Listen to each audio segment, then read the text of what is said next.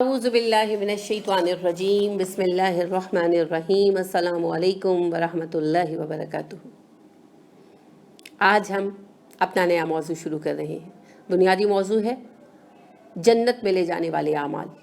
اب اس کے تحت جتنے لیکچرز بنیں گے انشاءاللہ آپ دیکھیں گے۔ جنت میں جانے کے لیے دو بنیادی چیزیں ہیں۔ ایک ہے گناہوں سے بچنا، ان گناہ کبیرہ سے اجتناب کرنا جو جنت سے روک دینے کا سبب بنے۔ تو پہلا موضوع یہی رہا تھا، وہ گناہ کبیرہ جن سے ہم عدم واقفیت کی بنا پر بچ نہیں پاتے۔ اس پر 130 لیکچرز الحمدللہ ہوئے، وہ آپ کے پاس بھی موجود ہوں گے۔ اس کے علاوہ آپ یوٹیوب پر گلوریس ریمائنڈر کے نام سے اسے سن سکتے ہیں۔ میں یہ بات دہرا رہی ہوں تاکہ آپ کو یاد رہے، آپ کبھی بھی انہیں کھول کر دیکھ سکتے ہیں، سن سکتے ہیں۔ اب ہمارا نیا جو موضوع ہے وہ دوسرا آدھا حصہ ہے۔ آدھا حصہ تو گناہوں سے بچنا ہے اور آدھا حصہ ہے نیک عمل کرنا، اعمال حسنہ۔ تو یہ وہ عمل ہیں جو ہمیں جنت سے قریب کر دیں، جنت کو ہمارے لیے یقینی بنا دیں اور جنت میں بلندی درجات کا باعث بنے۔ ایک پاسنگ مارکس والے ہوتے ہیں، ایک پوزیشن ہولڈرز ہوتے ہیں، تو بڑا فرق ہے۔ رسول اللہ صلی اللہ علیہ وسلم نے ارشاد فرمایا جنت کے 100 درجے ہیں اور ہر درجہ دوسرے درجے سے اتنے فاصلے پر ہے گویا زمین و آسمان کا فاصلہ ہو۔ اسی طرح نعمتوں میں بھی فرق ہے، شان و عظمت میں بھی فرق ہے۔ اور رسول اللہ صلی اللہ علیہ وسلم نے ارشاد فرمایا کہ جب بھی تم اپنے لیے مانگو جنت الفردوس مانگو، کیونکہ جنت الفردوس کی چھت اللہ کا عرش ہے، یعنی وہ اللہ سے قریب ترین مقام ہے۔ اور ظاہر ہے رسول اللہ صلی اللہ علیہ وسلم اور انبیاء کی جماعت اور جو صحابہ کرام رضی اللہ عنہم علیہم اجمعین ہیں وہ بھی اعلیٰ ترین درجوں میں ہوں گے۔ تو پھر اعلیٰ ترین درجوں کے حصول کے لیے کوشش کرنی چاہیے، کوشش کرنی چاہیے۔ کوشش میں وزن اللہ کی ذات نے ڈالنا ہے، آپ کے میرے بس کی بات نہیں۔ لہٰذا رسول اللہ صلی اللہ علیہ وسلم ارشاد فرماتے ہیں کہ جنت میں سب لوگ اللہ کے فضل سے جائیں گے، اپنے اعمال سے نہیں۔ تو صحابہ نے عرض کیا کہ اللہ کے رسول صلی اللہ علیہ وآلہ وسلم کیا آپ بھی؟ آپ صلی اللہ علیہ وسلم نے فرمایا ہاں میں بھی۔ تو عمل کوشش کے لیے ہے، کوشش کا نام ہے عمل۔ کیے جاؤ کوشش میرے دوستو۔ اس عمل کو ثمر آور کرنا بھی اللہ کے فضل سے ہوگا۔ تو جنت کا بات، یعنی جنت کی شروع کرنے سے پہلے اور جنت سے متعلقہ اعمال کے آغاز سے پہلے تھوڑا سا جنت سے تعارف بھی حاصل کر لیں۔ میں اس وقت اس کے مفہوم پر بحث نہیں کروں گی، میں صرف جنت کی چند کیفیات پر بات کرنا چاہتی ہوں تاکہ کچھ شوق تو پیدا ہو۔ جنت اللہ رب کریم کا انعام ہے۔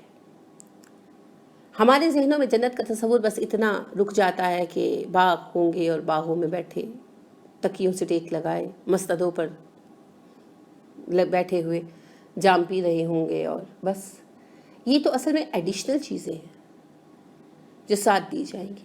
جنت ایک پوری آبادی کا نام ہے۔ جنت اللہ رب کریم کی بسائی ہوئی ایک پوری دنیا ہے جس میں زندگی چلے گی، اصل زندگی جو آپ کی دنیا کی زندگی ہی کے مثل ہوگی، مگر اس میں خرابیاں نہیں ہوں گی، جھگڑے فساد نہیں ہوں گے، بدنیتی نہیں ہوگی، سبھی لوگ نیکوکار اور صالح ہوں گے۔ وہاں آپ کے لیے آپ کی دلچسپی کی ہر چیز موجود ہوگی، آپ کے لیے گھر ہوں گے، اور خصوصاً خواتین کے لیے جن کو شکایت رہتی ہے کہ ہمارا گھر نہیں ہے، تو آپ کے گھر جنت میں ہوں گے، آپ کے اپنے گھر، اچھے شوہر، شوہروں کے لیے اچھی بیویاں، اور آپ کے جو خواہشات ہیں کہ رنگ سفید ہو جائیں اور ہم بڑے سمارٹ ہو جائیں، یہ بھی جنت میں پوری ہو جائیں گی۔ آپ کی ہر خواہش پوری ہوگی۔ جنت در حقیقت زندگی گزارنے کے لیے بنائی گئی وہ حقیقی جگہ ہے جہاں ہم نے رہنا ہے۔ یہاں تو ہم ٹرائل بیسس پر لائے گئے۔ جنت میں آپ کو ابدی زندگی ملے گی، اینڈ لیس لائف، اور ساتھ ہی جنت کی بے حساب نعمتیں۔ بے حساب سے مراد جن پر کبھی حساب نہیں ہوگا۔ دنیا کی نعمتوں کا تو حساب دینا پڑے گا نا، جنت میں نعمتوں کا کوئی حساب نہیں دینا پڑے گا، اور وہاں ہم اپنے پسندیدہ ترین شخصیتوں کے ساتھ ہوں گے، رسول اللہ صلی اللہ علیہ وسلم کے ساتھ، ابراہیم علیہ السلام کے ساتھ، صحابہ کرام کے ساتھ، تمام انبیاء کرام کے ساتھ۔ جنتی چاہے وہ کتنے ہی نچلے درجے کے ہوں، بہرحال وہ اعلیٰ درجے کے لوگوں سے مل سکیں گے، شرف ملاقات حاصل کر سکیں گے۔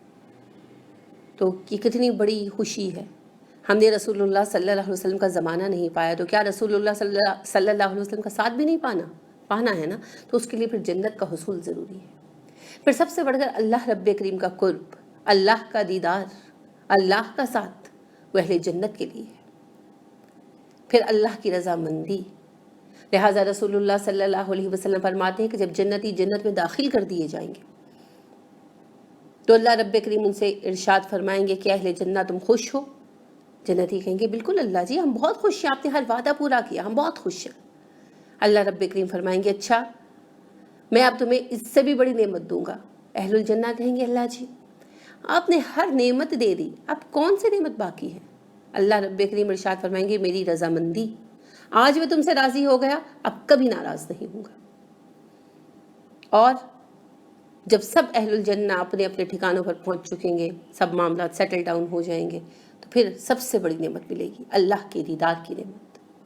جب صحابہ نے سوال کیا کہ ہم اللہ کا دیدار کیسے کریں گے تو آپ صلی اللہ علیہ وسلم نے ارشاد فرمایا ایسے ہی جیسے تم 14ویں کے چاند کو دیکھتے ہو سبھی۔ تو یہ تو اللہ کا دیدار کریں گے تو پتہ چلے گا۔ اللہ رب کریم ہمیں دیدار کرنے والوں میں رکھے۔ تو جنت کا حصول محض چند باغات کا حصول نہیں ہے، کسی چشمے کا حصول نہیں ہے، اگرچہ وہ چیزیں بھی ساتھ شامل ہیں، چند کپڑوں کا یا چند زیوروں کا حصول نہیں ہے۔ جنت کا حصول ہے رسول اللہ صلی اللہ علیہ وسلم کے دائمی ساتھ کا حصول، ہمیشہ کا ساتھ جس میں جدائی نہیں آئے گی، اللہ کا ہمیشہ کا قرب جس میں دوری نہیں آئے گی، اللہ کی ہمیشہ کی رضامندی کہ وہ کبھی ہم سے ناراض نہ ہوگا، اللہ کے بہترین بندے انبیاء کرام علیہم السلام اور ان کے ساتھیوں کی ہمیشہ کی مجلس اور صحبت جس میں کبھی انقطاع نہیں آئے گا۔ اور وہ نعمتیں جو باقی ساری ہیں، گھر ملیں گے، جاگیریں ملیں گی، باغات ملیں گے، لباس ملیں گے، بیویاں شوہروں کے لیے بیویاں، یہ سب کچھ جو نعمتیں اللہ نے بیان کی ہیں وہ سب ملیں گی، مگر وہ سب نعمتیں تو زندگی گزارنے کے اسباب ہیں، اصل سبب اللہ کا قرب، رسول اللہ صلی اللہ علیہ وسلم کا ساتھ، پسندیدہ ترین لوگوں کا ساتھ، تو اس کو پانے کا ایک ہی طریقہ ہے جنت میں جانا۔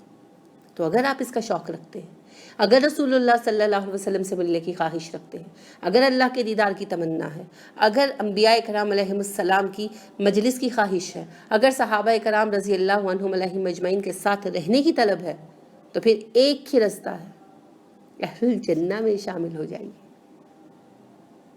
ٹھیک؟ تو رسول اللہ صلی اللہ علیہ وسلم نے جنت کے حصول کے لیے یقینی بنانے کے لیے کئی چیزیں بیان کی، چھوٹی چھوٹی، خوبصورت، آسان۔